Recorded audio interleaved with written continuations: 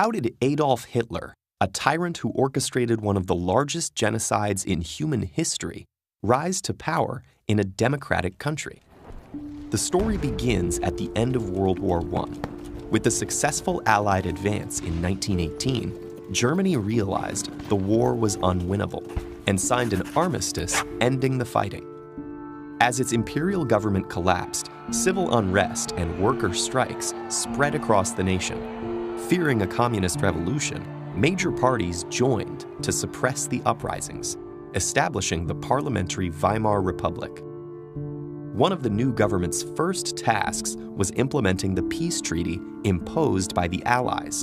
In addition to losing over a tenth of its territory and dismantling its army, Germany had to accept full responsibility for the war and pay reparations, debilitating its already weakened economy. All this was seen as a humiliation by many nationalists and veterans. They wrongly believed the war could have been won if the army hadn't been betrayed by politicians and protesters.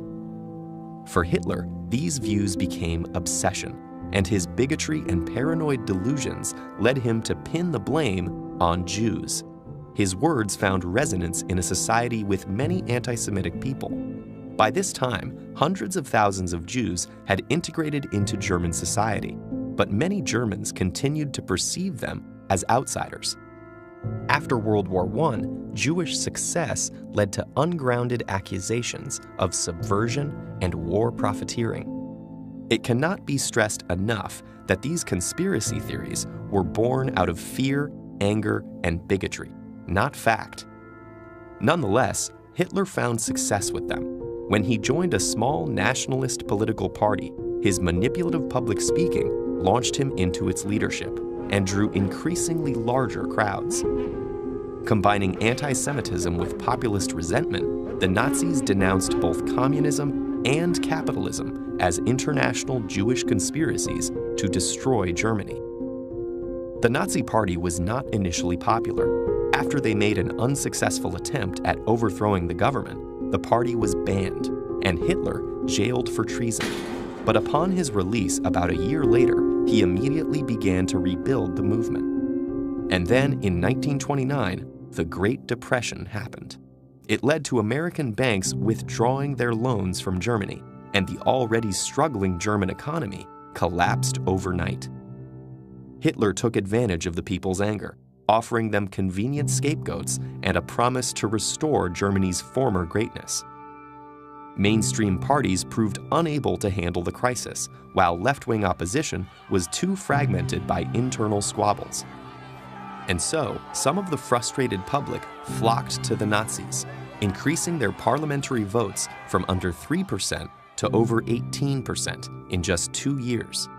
In 1932, Hitler ran for president, losing the election to decorated war hero General von Hindenburg. But with 36% of the vote, Hitler had demonstrated the extent of his support. The following year, advisors and business leaders convinced Hindenburg to appoint Hitler as chancellor, hoping to channel his popularity for their own goals. Though the chancellor was only the administrative head of parliament, Hitler steadily expanded the power of his position. While his supporters formed paramilitary groups and fought protesters in the streets, Hitler raised fears of a communist uprising and argued that only he could restore law and order. Then, in 1933, a young worker was convicted of setting fire to the Parliament building. Hitler used the event to convince the government to grant him emergency powers. Within a matter of months, freedom of the press was abolished, other parties were disbanded, and anti-Jewish laws were passed. Many of Hitler's early radical supporters were arrested and executed along with potential rivals. And when President Hindenburg died in August 1934, it was clear there would be no new election. Disturbingly, many of Hitler's early measures didn't require mass repression. His speeches exploited people's fear and ire to drive their support behind him and the Nazi Party. Meanwhile, businessmen and intellectuals wanting to be on the right side of public opinion endorsed Hitler. They assured themselves and each other that his more extreme rhetoric was only for show. Decades later, Hitler's rise remains a warning of how fragile democratic institutions can be in the face of angry crowds and a leader willing to feed their anger and exploit their fears.